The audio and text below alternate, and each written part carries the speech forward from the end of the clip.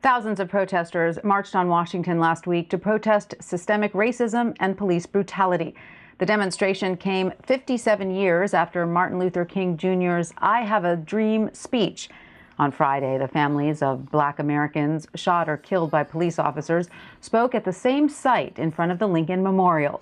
The gathering comes as Black Lives Matter marches erupted across the country following Floyd and other cases of police brutality that have happened since. But will the latest march on Washington have a lasting effect? Judith Browne Dianis joins me now. She's an executive director for Advancement Project National. Judith, welcome. Thank you so much for being with us. We've had a few days now to reflect on the march. Do you think the protesters accomplished what they were looking to do with this year's march? Well, I think the March on Washington builds on not only the legacy of the March on Washington in 1963, but on the moment that we're in. And I think one of the important things about the March on Washington this year is also kind of the vision that people have for the future. And this was an opportunity for people to come together to not only kind of commemorate the lives of the people who have been lost to police violence, but also to have an agenda and marching orders. And not only did we have the March on Washington, but there was also the Black National Convention, which happened virtually that evening.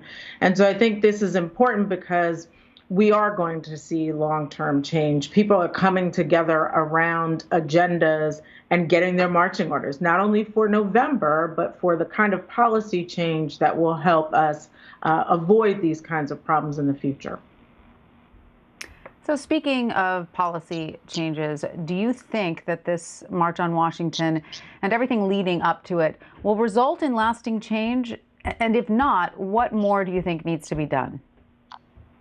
I think that the March on Washington, not by itself, will lead to lasting change. But what is leading to lasting change are all of the young people who are in the streets across America, whether they are Black or white or brown, people coming together to demand change. And I think what's important is that we know that, number one, you can't just protest.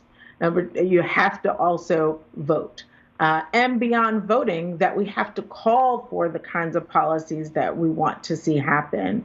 We're going to see change. Our country has not seen this level of engagement and protest and peaceful protests for civil rights ever. I mean, like even during the civil rights movement, yes, we had protests, but this kind of sustained activity by people of all races coming together to demand something different, we are going to see the kind of change that we need to make sure that Black lives do matter and are protected.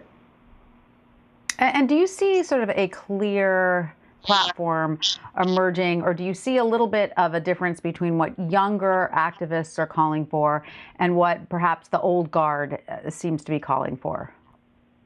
There is definitely some differences. I mean, it is no movement is monolithic, right? And people there is a spectrum of demands, everything from kind of reform and the Justice and Policing Act, which is in Congress pending, and Mitch McConnell will not move it on the Senate side, to the people who are calling for defunding the police.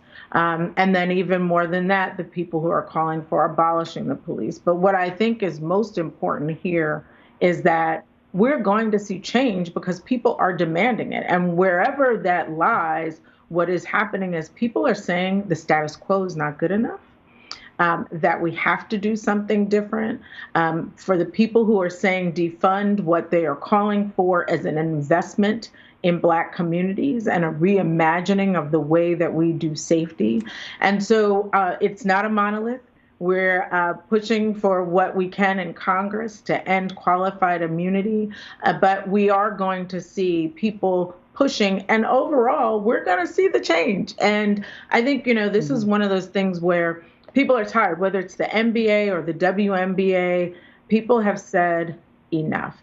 And so it's on Congress, it's on city councils, it's on county boards to make the kind of change, and it's on the police to decide that they hear what Americans are saying and that the kinds of systemic change that we need is going to happen on the inside also.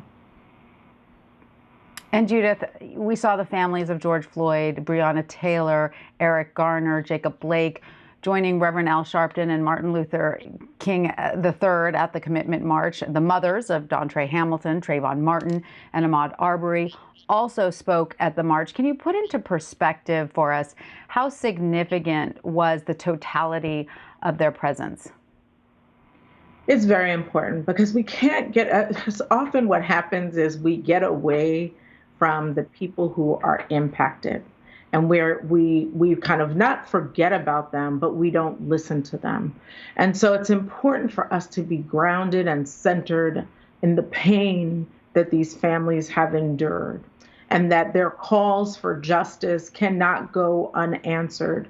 So it's important that not only do you have the civil rights activists and spokespeople, but that these families are present, that they're calling for justice, so that we can connect again to their pain and their hopes, and understanding the humanity of the people that were lost and how important they were to their families and communities. And so having them there is important because we need to remember that we are working on their behalf.